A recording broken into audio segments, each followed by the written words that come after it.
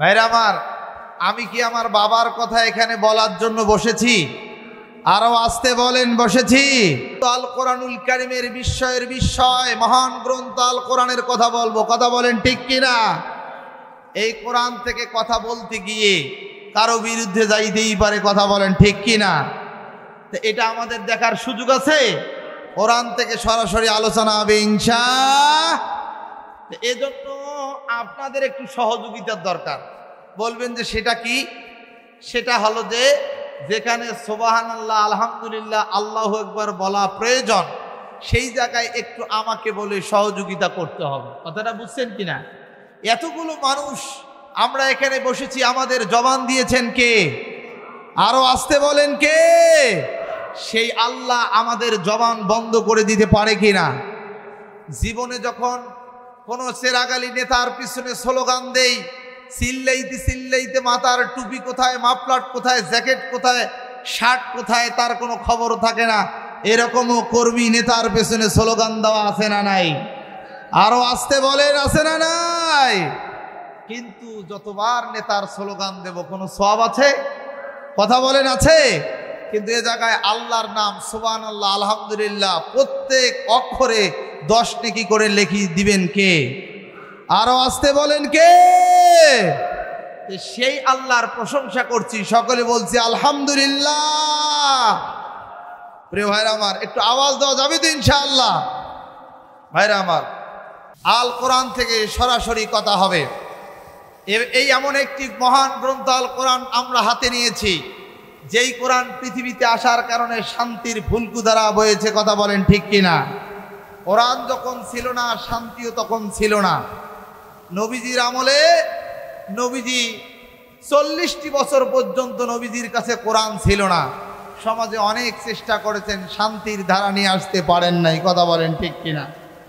ভাইরা আমার, গভীর কান লাগান। আল্লাহ রাব্বুল আলামিন প্রিয় নবীজিকে 577 খ্রিস্টাব্দে দুনিয়ার জমিনে পাঠালেন। নবীজির 10 বছর বয়স হয়ে গেল, নবীজি দাওয়াতি কাজ করলেন। 9 বছর থেকে নবীজি 17 বছর পর্যন্ত এককভাবে দাওয়াতি কাজ করলেন। আইয়ামে জাহিলিয়াতের যুগে মারামারি, কাটাকাটি, খুন খারাপির ভিতরে বন্ধ করার জন্য পারলেন না। নবীজি 17 বছর বয়সে একটি দল গঠন করলেন। দলটার নাম হলো হিলফুল ফুজুল। এই দল দিয়ে নবীজি সমাজের ভিতরে দাওয়াতি কাজ করলেন। এমন কোন মক্কার বাড়ি ঘর ছিল না যেই ঘরের দরজায় যে আমার নবীজি কড়া নাড়া দেয় নাই। জোরে জোরে বলেন সুবহানাল্লাহ। 17 বছর থেকে নবীজি 40 বছর পর্যন্ত দাওয়াত দিলেন। একটা মানুষ হেদায়েত হলো না। নবীজি একটু হতাশ হয়ে হেরা গুহায় চলে গেলেন, আল্লাহর সাহায্য চাইলেন। আল্লাহ রাব্বুল আলামিন কোরআন নাজিল করে দিলেন। আর ওই কোরআন নবীজি নিয়ে মক্কার ভিতরে দাওয়াতি কাজ শুরু করে দিলেন। 40 বছরে নবীজি দাওয়াতি কাজ শুরু করলেন। এই কোরআন দিয়ে 63 বছরে নবীজি দাওয়াতি কাজ বন্ধ করে দিয়েছেন। এই প্রথম বলেন তো দেখি, 17 থেকে 40 কত বছর হয়? 17 থেকে 40 কত বছর হয়? ওই 23 বছরে নবীজির কাছে কোরআন ছিল না, কিন্তু নবীজির কাছে দল ছিল কি ছিল না? কথা বলেন, ছিল কি ছিল না? মানুষ হেদায়েতের রাস্তায় আসে নাই, সুদ ঘুষ বন্ধ হয় নাই, জিনা ব্যভিচার বন্ধ হয় নাই। কিন্তু নবীজি যখন কোরআন হাতে নিলেন আর কোরআন বুকে ধারণ করে মানুষের কাছে দাওয়াত দেওয়া শুরু করলেন, আর ওই 40 থেকে 63 বছর বলেন তো কত বছর হয়? 40 থেকে 63 বছর, 23 বছর হয়। দেখেন কত সুন্দর চমৎকার মিল। প্রথম 23 বছর নবীজি কোরআন ছাড়া দাওয়াত দিলেন, একটা মানুষও জিনা ব্যভিচার সুদ ঘুষ রাহাজানি বন্ধ করে দিলেন না। কিন্তু পরের 23 বছর নবীজি যখন কোরআন হাতে নিয়ে সমাজের ভিতরে দাওয়াতি কাজ শুরু করলেন, বলেন তো দেখি সব জিনা ব্যভিচার সুদ ঘুষ বন্ধ হয়েছে কি হয় নাই? তার মানে ভাইয়েরা আমার, এটা প্রমাণিত হলো সমাজের ভিতরে। আমি আপনাদের কাছে জানতে চাই, রাসূলের চেয়ে শ্রেষ্ঠ নেতা পৃথিবীর জমিনে কেউ আছে নাকি? রাসূলের চেয়ে শ্রেষ্ঠ সেনাপতি কেউ আছে নাকি? রাসূলের চেয়ে শ্রেষ্ঠ দলের প্রধান কেউ আছে নাকি? তাহলে যেই রাসূল জেনা ব্যভিচার সুদ ঘুষ বন্ধ করতে পারে নাই, আর এই দুনিয়ার কোনো মানুষ কি সেটা বন্ধ করতে পারবে? পারবে যদি কোরআন সাথে থাকে। কথা বলেন ঠিক কিনা? এই মুসলমান, এই কোরআন প্রতিষ্ঠার জন্য, জেনা ব্যভিচার সুদ ঘুষ অন্যায় অবিচার বন্ধ করে দেওয়ার জন্য আমার নবীজি তায়েবের ময়দানে রক্ত দিয়েছেন, উহুদের ময়দানে দন্দন মোবারক শহীদ করেছেন, আবু তালেবের গিরিগুহায় তিনটি বছর জেল খেটেছেন। এ মুসলমান, আগামী দিন আল্লাহর কোরআন প্রতিষ্ঠার জন্য আমাদেরকেও যদি রক্ত দিতে হয়, দাঁত দিতে হয়, জীবন দিতে হয়, এমনকি পাশের মঞ্চে যাইতে হয়, তারপরে আগামী দিন আল্লাহর পক্ষে আল্লাহর দ্বীন কায়েম করার জন্য, কোরআন প্রতিষ্ঠা করার জন্য কারা কারা রাজি আছে? দু হাত তুলে আল্লাহকে দেখা।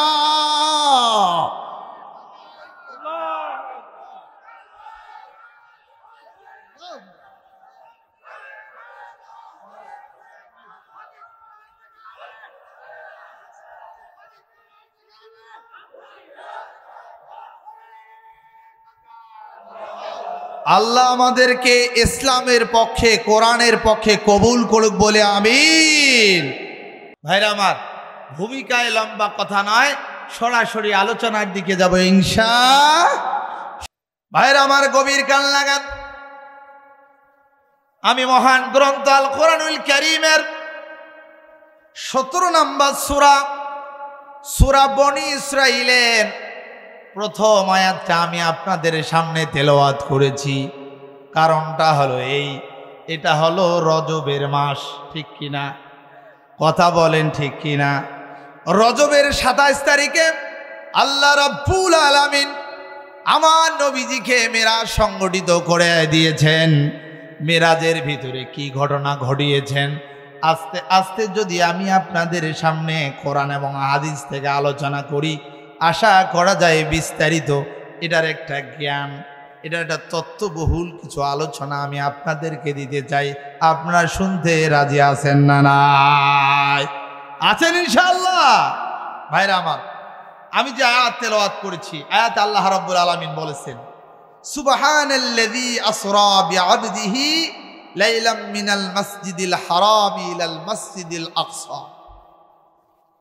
তিনি সেই সত্তা যিনি রাত্রি বেলায় তার বান্দা গোলাম হযরত মুহাম্মদ রাসূলুল্লাহ বলেন সাল্লাল্লাহু আলাইহি ওয়াসাল্লামকে মসজিদে আকসা থেকে, মসজিদে হারাম থেকে মসজিদে আকসা পর্যন্ত ভ্রমণ করিয়েছেন। বলেন সুবহানাল্লাহ। কেন ভ্রমণ করালেন? আল্লাহ রাব্বুল আলামিন বলেন, আল্লাযী বারাকনা হাওলাহু লিনুরিয়াহু মিন আয়াতিনা। আল্লাহ রাব্বুল আলামিন তার নিদর্শনগুলো দেখানোর জন্যই নবীজিকে এই ভ্রমণের ব্যবস্থা করেছেন। বলেন সুবহানাল্লাহ। ইন্নাহু হুয়াস সামিউল বাসীর, নিশ্চয়ই তিনি সর্বস্রষ্টা এবং সর্বদ্রষ্টা। বলেন আল্লাহু আকবার। ভাইরা আমার, এই মিরাজ সম্পর্কে আমি আমার জন্ম থেকে আলোচনা শুনে আসি, আপনারাও শুনেছেন, কিন্তু আমি লেখাপড়া করে, পড়াশোনা করে, কোরআন এবং হাদিস থেকে যেটুকু পেয়েছি আমি আপনাদের কাছে কিছু তথ্য দিতে চাই। আপনারা এটা শুনেছেন কিনা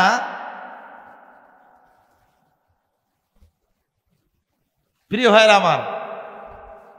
আপনারা অবশ্যই শুনেছেন যে নবী করিম সাল্লাল্লাহু আলাইহি সাল্লাম মিরাজে চলে গিয়েছেন। যাওয়ার সময় উযু করে যে মিরাজে গিয়েছেন, ওই নবীজি মিরাজ শেষ করে এসে আবার দেখে উযুর পানি এখনো গড়িয়ে যাচ্ছে। এই তথ্যটা আপনারা শোনেন নাই? কথা বলেন, শোনেন নাই? কোনো কোরআন এবং কোনো হাদিসে এই তথ্যটা নাই। কিছু ভুল তথ্য আমাদের মাঝে আছে। মিরাজ সম্পর্কে প্রায় 46 জন সাহাবী, কোন জায়গায় আছে 36 জন সাহাবী টানা সহি কিছু হাদিস বর্ণনা করেছেন, যেই হাদিসগুলোর ভিতরে একটার ভিতরে কথা নাই। এরপরে রাসূল সাল্লাল্লাহু আলাইহি ওয়াসাল্লাম মিরাজে যে রাতে গিয়েছেন, দরজায় ঢুকেছেন, দরজা দিয়ে বাইর হয়ে যে দরজা লাগায় দিয়েছেন, দরজায় ছিল তালা।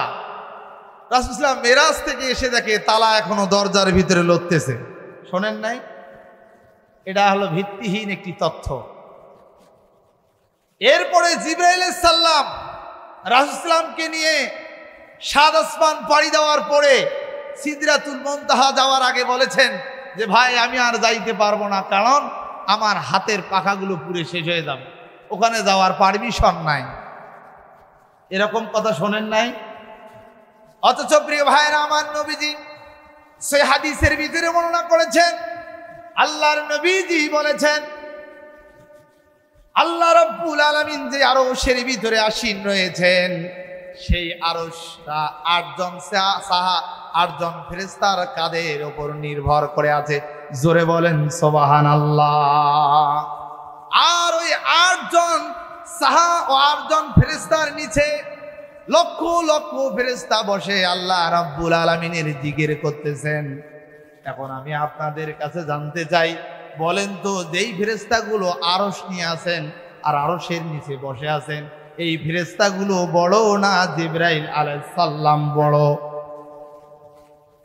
ফেরেশতার মধ্যে জিবরাইল আলাইহিস সালাম বড় কিনা? কথা বলে, বড় কিনা? কিন্তু জিবরাইল আলাইহিস সালাম ওই সিদরাতুল মুনতাহা অথবা আরশের কাছাকাছি গেলে জিবরাইলের পাখা পুড়ে যাবে, আর ওই সাহাবাগুলো, ওই ফেরেশতা যারা জিকির করতেছে, যারা আরশ কাঁধে নিয়েছে, তাদের কিছুই হয় না।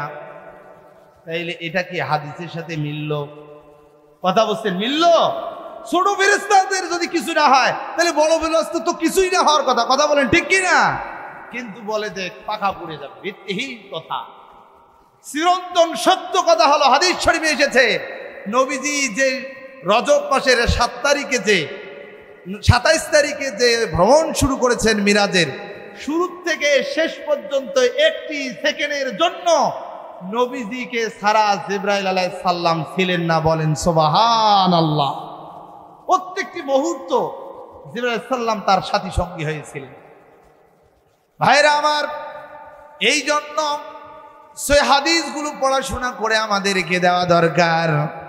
এটা তো আছে, কিন্তু এই বর্তমান বিজ্ঞানের এই যুগে, যেই সময় চন্দ্রতে মানুষ যায়, যেই সময় সূর্যের জগতে মানুষ যায়, যেই সময় গ্যালাক্সি, এরপরে সৌরজগৎ, এগুলোতে মানুষ যে বিজ্ঞানের কিছু তথ্য বাহির করে নিয়ে আসে, এই তো গত কয়েকদিন আগের লেটেস্ট তথ্য, বিজ্ঞানীরা বলতেছে আল্লাহ রাব্বুল আলামিনের আরশের নিচে একটা শব্দ পাওয়া গিয়েছে, আকাশের নিচে একটা শব্দ পাওয়া গিয়েছে, যেই শব্দ আল্লাহর জিকিরের শব্দ বলে বিজ্ঞানীরা ধারণা করেছে। বলেন সুবহানাল্লাহ।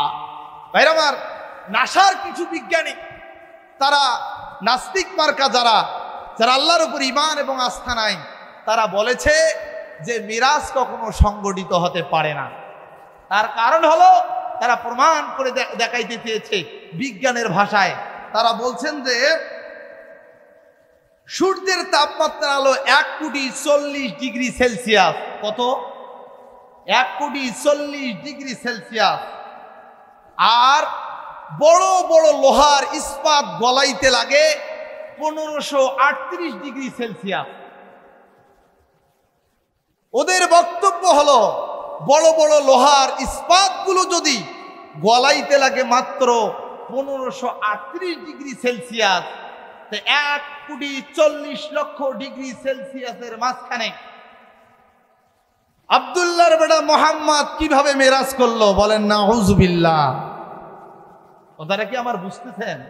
নাসার নাস্তিক বিজ্ঞানীরা বলছে শুধু লোহার বড় বড় ইস্পাত গলাইতে 1538°C লাগে, আর সূর্যের জগৎ তো পাড়ি দিয়ে আল্লাহ রাব্বুল আলামিনের সিদরাতুল মুনতাহা পরিভ্রমণ করে আসতে হবে। তাহলে কিভাবে তারা গেল? এতে তাদের মেধা ধরে না। এরপরে নাসার বিজ্ঞানীরা 2 নাম্বার তথ্য দিল মুসলমান। তারা বলল, সাধারণত পৃথিবীর থেকে 29,000 মাইল, 29,000 ফিট উপরে গেলে অক্সিজেন পাওয়া যায় না। অক্সিজেনের বোতল ছাড়া মানুষ উপরে যাইতে পারে না। কিন্তু আল্লাহর নবী যেই সময় ছিলেন সেই সময় সেই যুগে তো কোনো অক্সিজেনের বোতলও ছিল না, অক্সিজেন নিয়ে যাওয়ার ব্যবস্থাও ছিল না। তাহলে আল্লাহর নবীজি মিরাজ কিভাবে ঘটায়া দিলেন? এটা হতে পারে না, এটা মিথ্যা। বলেন নাউযুবিল্লাহ।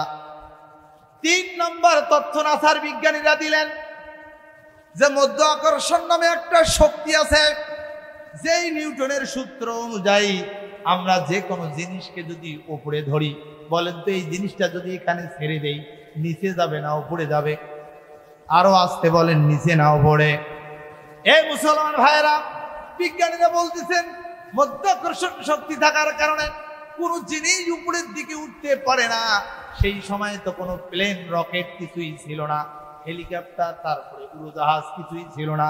তাহলে আল্লাহর নবী বিশ্ব নবী জনাবে হযরত মুহাম্মদুর রাসূলুল্লাহ মিরাজ সংগঠিত হয়েছে কিভাবে? জোরে জোরে বলেন নাউযুবিল্লাহ। তারা বলে না এটা হয় নাই, এটা হতে পারেই না। ভাইরা আমার, নাস্তিক বিজ্ঞানীরা কিভাবে বুঝবে? নাস্তিক বিজ্ঞানীরা তো বুঝার এই কোনো ক্ষমতা নাই। কারণ হলো আল্লাহ রাব্বুল আলামিন এই 27শে রজব মিরাজের রাত্রিতে এমন একটা ঘটনা ঘটিয়ে দিয়েছেন, যেই ঘটনার মধ্যে আল্লাহ রাব্বুল আলামিন পৃথিবীর কোনো মানুষ তথ্য তো পাবেই না। ওই তথ্য বর্ণনা করতে গিয়ে আমার নবীজি নয়, আমার স্বয়ং আল্লাহ নিজেই কোরআনুল কারিমে সুবহানাল্লাহ পড়েছে। জোরে বলেন সুবহানাল্লাহ। ভাইরা আমার, এই সূরা বনী ইসরাঈলের প্রথম আয়াত সুবহানাল্লাযী আসরা বিআবদিহি লাইলাম মিনাল মাসজিদিল হারাম। আল্লাহ নিজেই এখানে বলতেছেন সুবহানা, আমি নিজেই আল্লাহ এই এত চমৎকার একটি ঘটনা বর্ণনা করতে গিয়ে আমি নিজেই চমৎকার কি ঘটনা ঘটিয়ে দিয়েছি। আর পৃথিবীর মানুষরা তোমরা কিভাবে বুঝবে? এটা তো তোমাদের ব্রেনেই আসবে না। ভাইরা আমার, কোরআনুল কারীমের ভিতরে শুধু মিরাজের ঘটনা নয়, আর অনেক ঘটনা আল্লাহ রাব্বুল আলামিন বর্ণনা করেছেন। তার মধ্যে হযরত ইব্রাহিম আলাইহিস সালামের ঘটনা বর্ণনা করেছেন। 40 দিন আগুনের কুণ্ডিতে ইব্রাহিম আলাইহিস সালাম ছিলেন কি ছিলেন না? কথা বলেন, ছিলেন কি ছিলেন না? কতদিন? কথা বলে না, কতদিন? একটু কথা বলে সহযোগিতা করতে হবে। ইব্রাহিম আলাইহিস সালাম আগুনের কুণ্ডিতে কতদিন ছিলেন? 40 দিন ইব্রাহিম ছিলেন। আল্লাহ রাব্বুল আলামিন সেই কথাও কোরআনুল কারীমে বর্ণনা করেছেন। কিন্তু আল্লাহ ওই ঘটনা বর্ণনা করতে গিয়ে আল্লাহ নিজেই সুবহানাল্লাহ কিন্তু বলে না। সুবহানাল্লাহ বলেন। এরপরে ইউনূস আলাইহিস সালাম মাছের পেটে 40 দিন ছিল কি ছিল না? কথা বলেন, ছিল কি ছিল না? 40 দিন মাছের পেটে থাকার পরেও ওই ঘটনা আল্লাহ কোরআনুল কারীমের ভিতরে বর্ণনা করেছেন।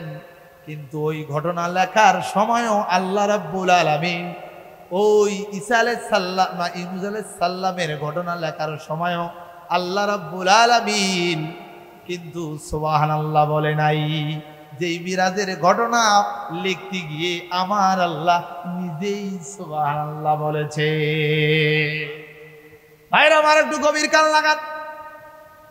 বিজ্ঞানীরা বলেছেন 21 থেকে 22 দিন যদি কোনো মানুষ না খেয়ে যদি পৃথিবীর জমিনে থাকে তাহলে বাঁচতে পারবে। 21 এবং 22 দিনের পরে মানুষটা যদি না খায় তাহলে সে বাঁচবে না। বলেন তো ইউনূস আলাইহিস সালাম যে মাছের পেটে ছিলেন কতদিন? আচ্ছা বলেন তো 40 দিন যিনি খাওয়াইছেন তিনি কে? এটা কি আশ্চর্য জিনিস নয়?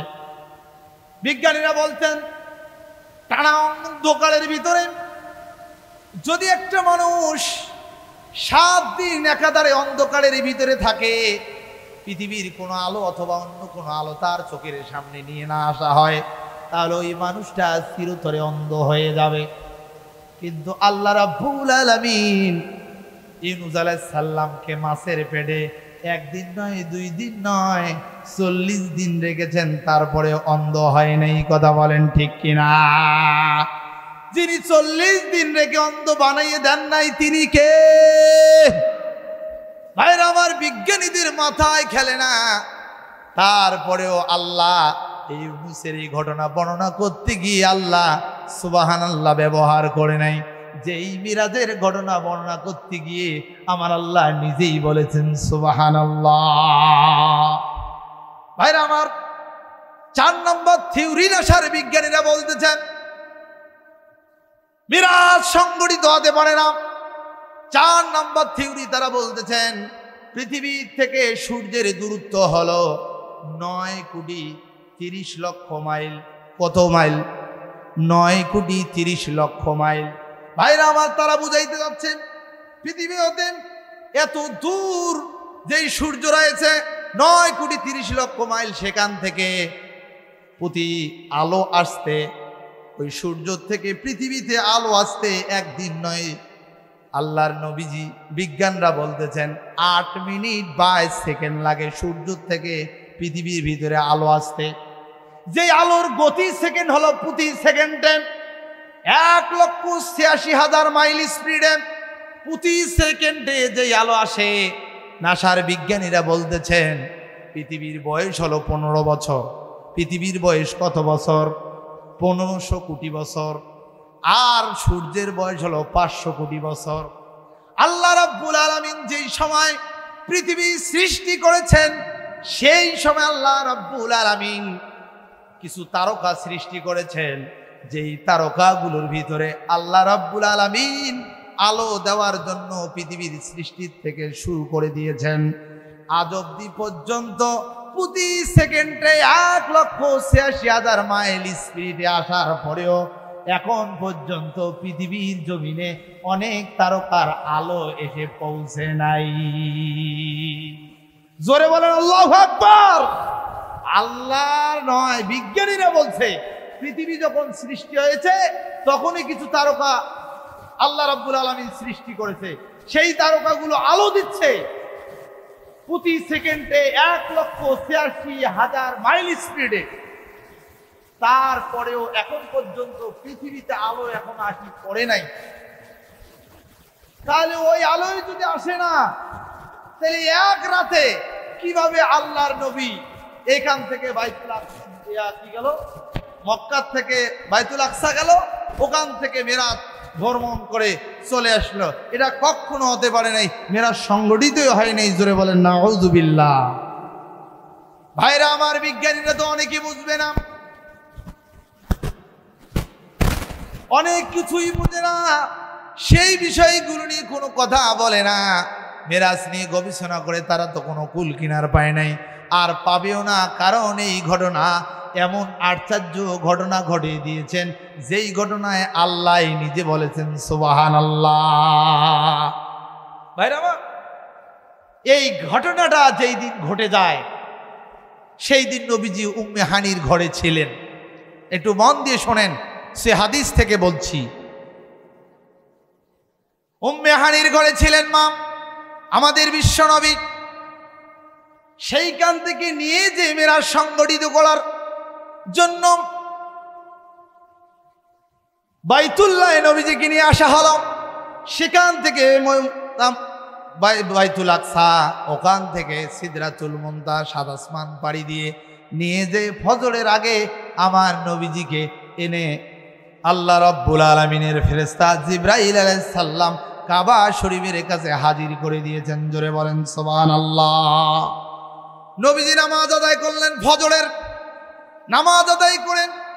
হাতিমে কাবার পাশে দাঁড়িয়ে আছেন। হাতিমে কাবার পাশ দিয়ে আল্লাহর শত্রু, নবীজির শত্রু আবু জেহেল পাশ দিয়ে হেঁটে যাচ্ছিলেন। আল্লাহর নবীজির একটা বৈশিষ্ট্য ছিল, প্রতিদিন রাত্রির বেলায় যেগুলো নাজিল হয়, যেগুলো কথা আল্লাহ রাব্বুল আলামিন নবীজিকে দেন, আল্লাহ রাব্বুল আলামিনের প্রিয় নবীজি প্রত্যেকটা বান্দাকে এই কথাগুলো জানিয়ে দিয়েছিলেন। হাতিমে কাবার পাশে দাঁড়িয়ে আছেন। আবু জেহেল এবার ডাক দিয়ে বলে, ভাতিজারে, তুমি তো প্রত্যেক দিন ফজরের পরে এ হাতিমে কাবার পাশে দাঁড়িয়ে কিছু নতুন নতুন তথ্য দাও। আজকে কি তোমার নতুন কিছু তথ্য আছে, যেই তথ্যগুলো তুমি আমাদেরকে জানায় দিবা? মুসলমান ভাইয়েরা গভীর কান লাগান। আল্লাহর নবী সহজ সরল মনে আবু জেহেলকে বলতেছেন, হ্যাঁ চাচা, সুন্দর একটি ঘটনা গত রাত্রিবেলায় আল্লাহ রাব্বুল আলামিন আমাকে ঘটায় দিয়েছেন। আমি উম্মে হানির ঘরে ছিলাম, সেখান থেকে ফেরেশতারা নিয়ে গেল, ওখান থেকে নিয়ে যে মসজিদ আকসায় নিয়ে গেল, সেখান থেকে আমাকে প্রথম আসমান থেকে শুরু করে সপ্ত আসমান শেষ করে সিদরাতুল মুনতাহা সহ ঘুরাই নিয়ে বিভিন্ন জান্নাত জান্নাত দেখার পরে ফজরের আগে আমাকে রেখে দিয়েছেন। আবু জেহেল সঙ্গে সঙ্গে কয়, ভাতিজা আর বলার দরকার নাই, তুমি একটু বেড়ে ঘাও, বলো তো দেখি গতকাল রাত্রিবেলায় তুমি কি বলো তো এই বাইতুল্লাহ থেকে বাইতুল আকসা পর্যন্ত গিয়েছিলা? কয় হ চাচা, অবশ্যই গিয়েছিলাম। কয় এই কথা কি সত্য? কয় হ সত্য। কয় এই কথা যদি আমি মক্কার কিছু লোককে ডেকে নিয়ে আসি, তাহলে তাদের সামনে তুমি বলতে পারবা? আবু জেহেল এই কথায় নবীজি রাজি হয়ে গেল। হ্যাঁ, আপনি এলাকার মানুষ ডাকান, কোনো সমস্যা নাই। ভাইরা আমার, আবু জেহেলের মনে মনে কথা হলো যে তোমার মতো পাগল আমি এতদিন বলেছি, এইবার মানুষ প্র্যাকটিক্যাল পাগল মনে করবে। তার কারণ হলো ওই সময় মক্কার থেকে মদিনার থেকে মসজিদ আকসা 1232 কিলোমিটার, 765 মাইল রাস্তা। এই কাবা থেকে বাইতুল আকসা পর্যন্ত সময় লাগে 1232 মাইল, আবার আসতে লাগে 1232 মাইল। যাইতে লাগে 40 দিন, আবার আসতে লাগে 40 দিন। তাহলে ভাই সমান সমান কতদিন হয়? 80 দিন নাকি এক রাইতে গিয়েছে। এই কথা যখন আব্দুল্লাহর বেটা মুহাম্মদ রাসূলুল্লাহ সাল্লাল্লাহু আলাইহি ওয়াসাল্লাম যখন এই কথাটা ও প্রিয় মুসলমান ভাইরা আবু জেহেলকে বলেছে, আবু জেহেল বলছে, আমি বুঝছি, তুমি একটু জিরাও, আমি এলাকাবাসীকে ডাক দিয়ে নিয়ে আসি। নবীজি আতিমে কাবার পাশে বসে আছেন। আবু জেহেল এলাকার গণ্যমান্য ধনাঢ্য ব্যক্তি এবং তাদের সঙ্গপালদেরকে ডাক দিয়ে দিলেন। তাদের সামনে এবার আল্লাহর নবীকে অপদস্থ করার জন্য নবীজিকে এই প্ল্যানটা করেছেন। জোরে বলেন নাউজুবিল্লাহ। আবু জেহেল এই প্ল্যান করলো যে অপমান করব, কিন্তু আল্লাহ কি নবীজিকে অপমান হতে দিবেন? কথা বলেন, দিবেন? মুসলমান ভাইরা আমার, গভীর কান লাগান। এইবার মানুষদেরকে ডাকানো হলো। আল্লাহর নবীজি কে বলা হলো, নবীজি আপনি এবার বলেন তো দেখি গত রাতে কি হয়েছে। নবীজি সহজ সরল মনে কাবার মানুষদেরকে বলতে লাগলেন, ও কাবার মানুষেরা, গত রাত্রিতে আমার আল্লাহ আমাকে মসজিদে হারাম থেকে মসজিদ আকসা পর্যন্ত নিয়েছেন। আবু জেহেল বলেন, থামেন।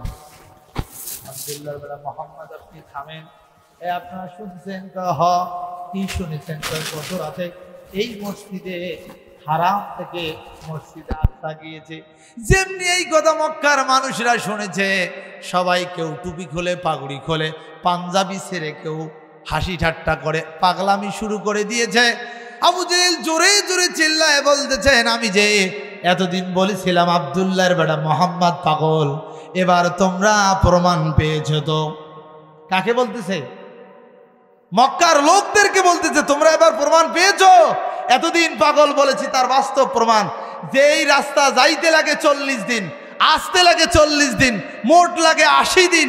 সেই সময় প্লেন নাই, উড়োজাহাজ নাই, অন্য কোনো যানবাহন নাই, উটের মাধ্যমে যাইতে হয়। আমরাও তো গিয়েছি। তো এই জায়গায় নাকি এক রাইতে 80 দিনের রাস্তা শেষ করছে। এই তথ্য ভাইরা আমার যখন দিয়ে দিলেন, তারা হাসি ঠাট্টা করতে লাগলো। এর মাঝখান থেকে একজন বলে উঠল, নেতাজি আপনি একটু দাঁড়ান, এইবার আবু বক্করকে ডাকতে হবে। যেই কথাগুলো বলা হয় সেই কথাগুলোই আবু বক্কর স্বীকার করে নেয়। আবু বক্করকে আজকে এই ডাক দিব, আর এই বিষয়টা আমরা একটু প্রমাণ করাবো।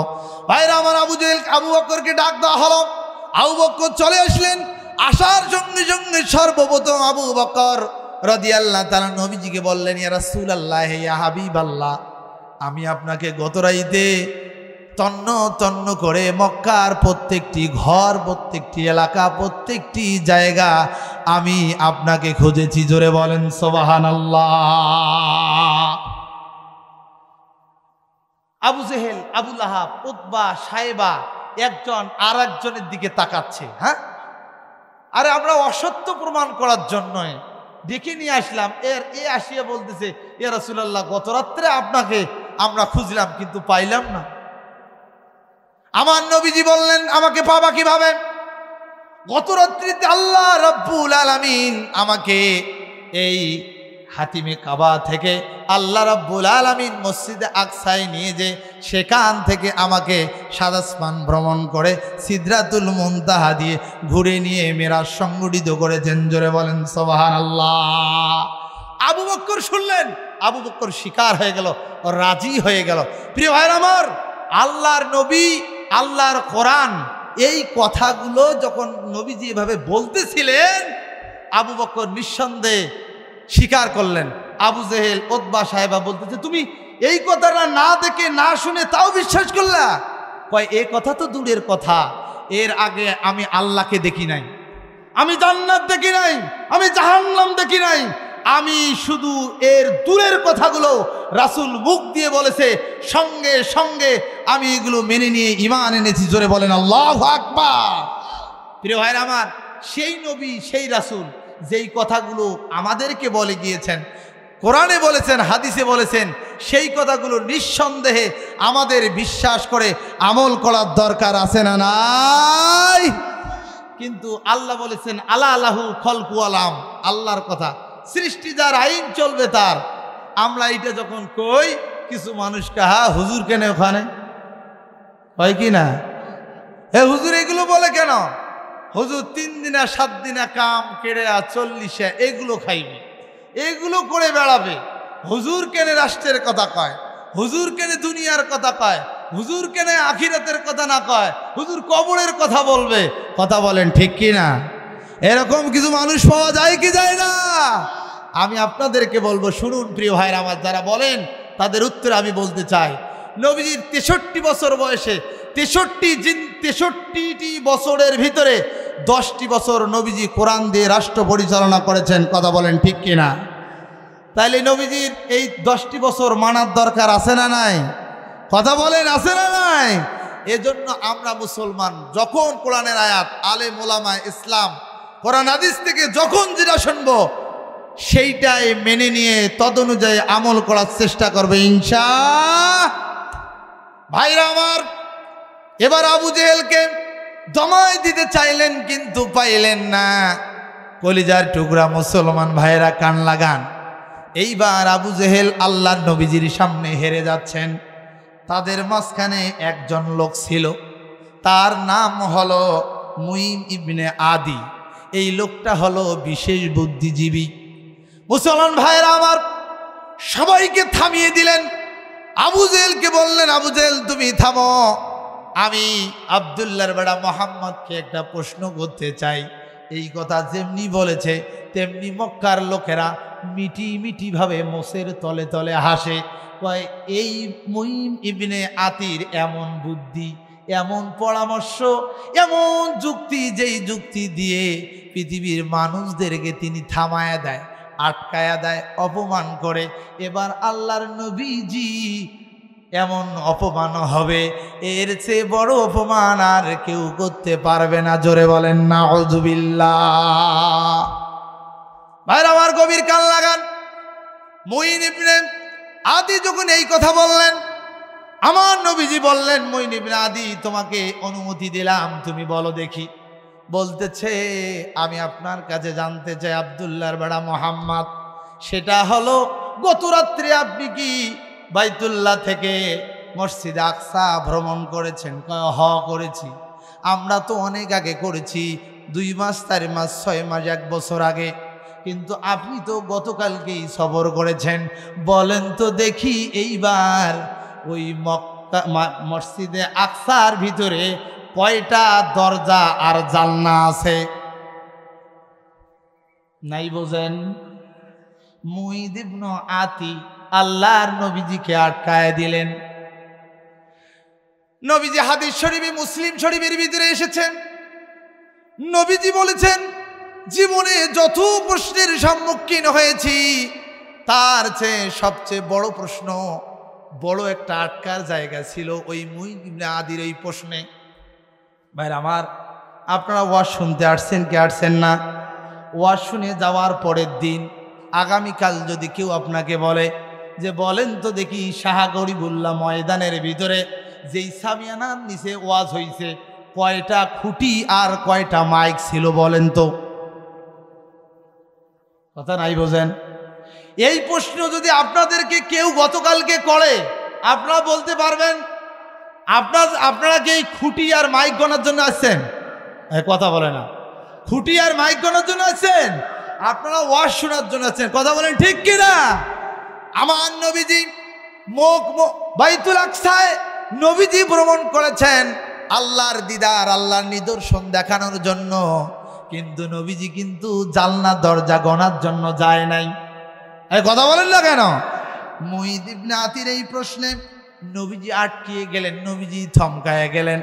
মুটি মিটি ভাবে কাফের মুশরিকরা হাসতেছে আর বলতেছে এইবার কাজ আটকাই গেছে। আর আল্লাহর নবী এইবার গতকালকে নাকি গিয়েছে আর তার কোনো সুযোগ নাই, এই উত্তর দিতে পারবে না। তার কারণ বলেন তো ভাই, এই উত্তরটা দেওয়া সহজ না কঠিন? আরো আসতে বলেন, সহজ না কঠিন? কঠিন প্রশ্ন। নবীজি তো লক্ষ্যই করে নেই ওই দিকে।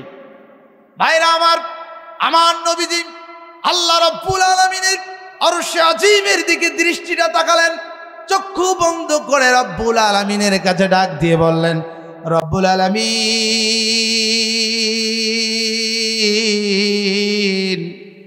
হে আল্লাহ, আমি তো ওই বাইতুল আকসায় দরজার জালনা গন্তে যাই নাই, তোমার দিদার নেওয়ার জন্য আমি গিয়েছি রে রব্বুল আলামিন। তোমার ইবাদতের উদ্দেশ্যে গিয়েছি, তোমার নিদর্শন দেখানোর জন্য গিয়েছি। আয় আল্লাহ, আমি তোমার প্রিয় হাবিব, আমি লজ্জিত হব, আপনি এটা চান না। অনুগ্রহপূর্বক আপনার কাছ থেকে এটার একটা সুন্দর ব্যবস্থা করে দেন। আরশে আজিমের কাছে যখন আবেদন করলেন, সে হাদিসের ভিতরে আসলাম, আল্লাহ রাব্বুল আলামিন জিবরাইলকে বললেন, জিবরাইল, আর একটা মিনিটের জন্য তুমি দেরি করো না, সঙ্গে সঙ্গে চলে যাও আমার নবীজির সামনে। দুইটা হাদিস এখানে পাওয়া যায়, আমি যতটুকু পড়াশোনা করেছি। একটা হলো জিবরাইলকে বলেছে, জিবরাইল তুমি এই মুহূর্তে মসজিদে আকসাটা সম্পূর্ণটা তুলে নিয়ে যে আমার নবীজির সামনে তুমি উপস্থিত করে দাও। দুই নম্বর হলো, হে জিবরাইল, মসজিদে আকসা থেকে এই কাবায় হাতিম পর্যন্ত 1238 কিলোমিটারের ভিতরে যতগুলো ঘর বাড়ি, রাস্তাঘাট, গাছপালা রয়েছে সবগুলো তুমি সরায়া দিয়া ওই মসজিদে আকসাটা আমার নবীজির চোখের সামনে তুমি তুলে ধরো। জোরে জোরে বলেন সুবহানাল্লাহ। ভাইরা আমার, এইদিকে কাফের মুশরিকরা বিভিন্ন টুকিটাকি কথা বলতেছে। আব্দুল্লাহর বেটা মোহাম্মদ আর কোনো উত্তর দিতে পারবে না, আটকে গিয়েছে। ভুয়া, চিটার, পাগল বিভিন্ন কথা বলতেছে। জোরে বলেন নাউজুবিল্লাহ। ভাইরা আমার, এই পরিস্থিতিতে আমার নবীজি চক্ষু খুললে বললেন, মুঈদ ইবনে আদি, তুমি এবার বলো তো দেখি কি প্রশ্ন করেছিলা? আল্লাহর নবীজি ডাক দিয়ে বলেন, আমি আর কোনো প্রশ্ন করতেছি না। ভাইরা আমার, মুঈদ ইবনে আদিকে বললেন, মুঈদ ইবনে আদিকে বললেন, তোমার প্রশ্ন কি? তিনি বলতেছেন, আমার প্রশ্নটা হলো দরজা কয়টা, জানলা কয়টা?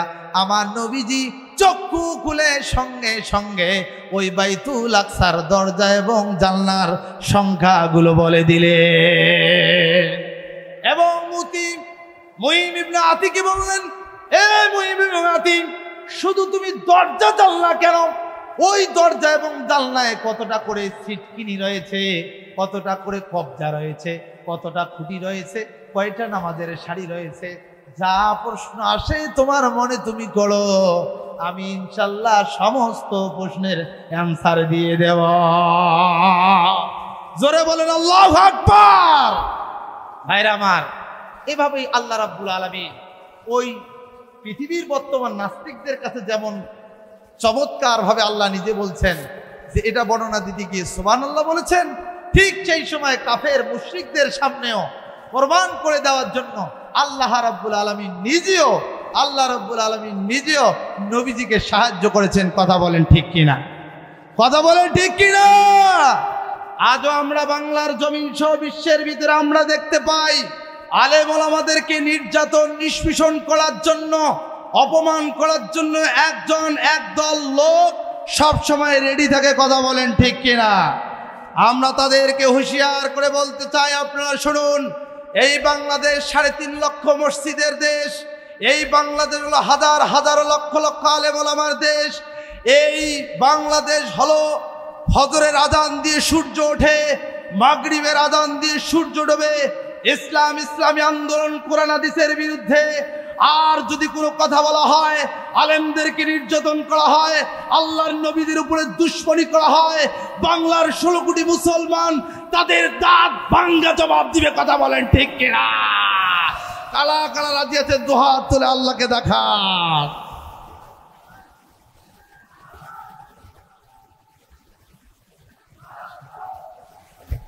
ভাইরা, আমি যে বিষয়টা বলতে চাচ্ছিলাম, আল্লাহর নবীকে যেরকম আবু জেহেল, আবুল আহাব, উতবা সাহেবারা যেভাবে অপমান করার প্ল্যান পরিকল্পনা করেছিল, গত 14 বছর স্বৈরাচারের আমলে আমরা পদে পদে আলেমদের অপমানের স্থান দেখেছি। কথা বলেন ঠিক কিনা?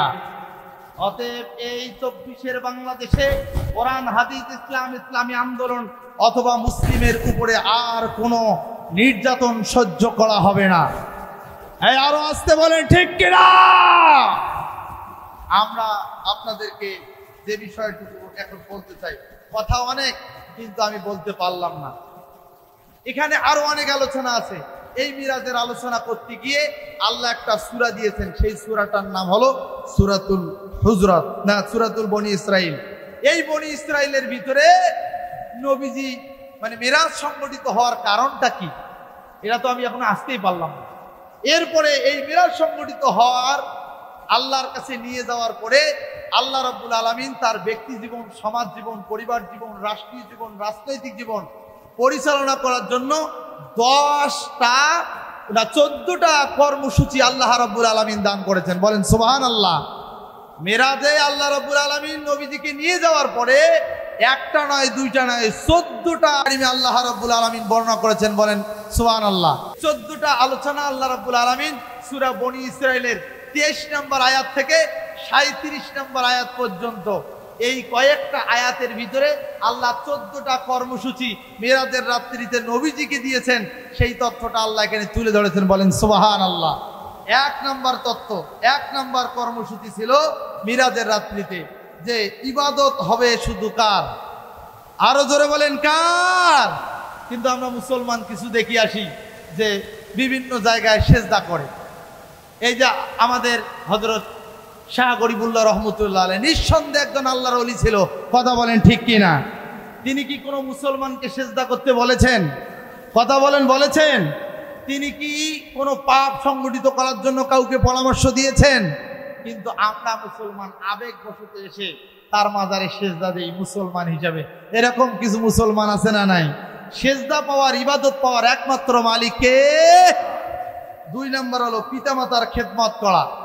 3 নম্বর কর্মসূচি হলো আত্মীয়, মিসকিন, মুসাফিরদের হক আদায় করা। 4 নম্বর কর্মসূচি হলো অপচয় না করা। 5 নম্বর হলো কৃপণ না হওয়া। 6 নম্বর হলো বিলাসিতা না হওয়া। 7 নম্বরে হলো রিজিকের ভয়ে সন্তানকে হত্যা না করা। 8 নম্বরে হলো জেনার নিকটবর্তী না হওয়া। 9 নম্বর হলো সঙ্গত কারণ ছাড়া কাউকে হত্যা না করা। 10 নম্বর হলো ইয়াতিমের মাল ভক্ষণ না করা। 11 নম্বর হলো ওয়াদা পূরণ করা। 12 নম্বর হলো ওজনে সঠিক দেওয়া, ওজনে কম না দেওয়া। 13 নম্বর হলো জানা নাই এমন কথার অনুসরণ না করা।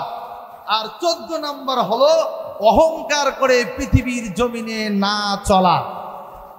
এই 14টা কর্মসূচি আল্লাহ রাব্বুল আলামিন মিরাজের রাত্রিতে আল্লাহর দিদারে নিয়ে যে আল্লাহ রাব্বুল আলামিন আমার নবীজিকে দিয়েছেন, বলেন সুবহানাল্লাহ। কিন্তু দুঃখের বিষয় হলো সত্য যে অনেক মসজিদে অনেক মিম্বারে বসে বসে শুনে আমি এই কথাগুলো শুনেছি, কোনো ইমাম কোন এই 14 কর্মসূচি নিয়ে কোনো কথা বলে না। কথা বলেন না কেন? এই 14 সূচি নিয়ে নাই কোনো কথা। মিরাজের ঘটনাটাকে বলল, শেষ। প্রিয় ভাইরা আমার, যত ইমাম খতিব আলেম ওলামা আছেন, অনুরোধ করব এটা পড়বেন, জানবেন, তদ অনুযায়ী আমল করবেন। এখানে যত মুসলমান আছেন সকলের জন্য আল্লাহ রাব্বুল আলামিন আমাদেরকে আমল করার তৌফিক দান করে, সকলে বলে আমিন। আরো জোরে বলে আল্লাহুম্মা আমিন।